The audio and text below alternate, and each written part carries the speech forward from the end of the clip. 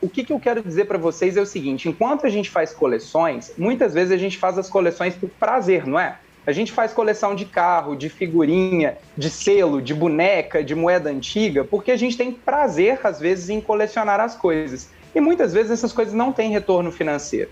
O que eu quero dizer é que a independência financeira ela é nada além de colecionar. E te dá prazer colecionar, mas colecionar ativos. Os ativos você coleciona, eles te dão prazer por um lado e por outro lado eles te dão renda, né? Então, o que são esses ativos, pessoal? Basicamente, esses ativos são ali as ações, os fundos imobiliários, os títulos públicos, enfim, né? A gente tem uma série de ativos que são colecionáveis, né?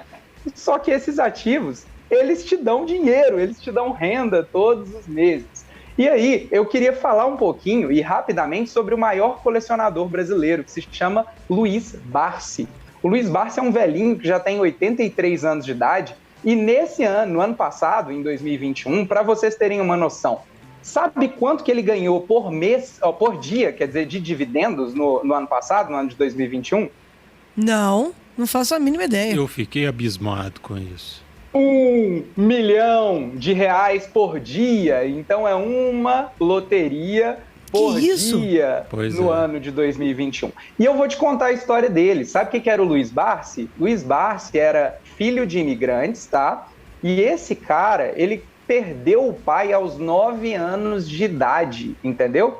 E aí ele morava num cortiço lá no Brás, em São Paulo, e quando ele perdeu o pai, ele teve que se tornar engraxate e vendedor de balas, tá? Aos 9 anos de idade. Aos 14, ele aprendeu o ofício de alfaiate e abriu um pequeno negócio com sua mãe. E aí ele começou a ganhar ali um pouquinho de dinheiro para sustentar a casa, né?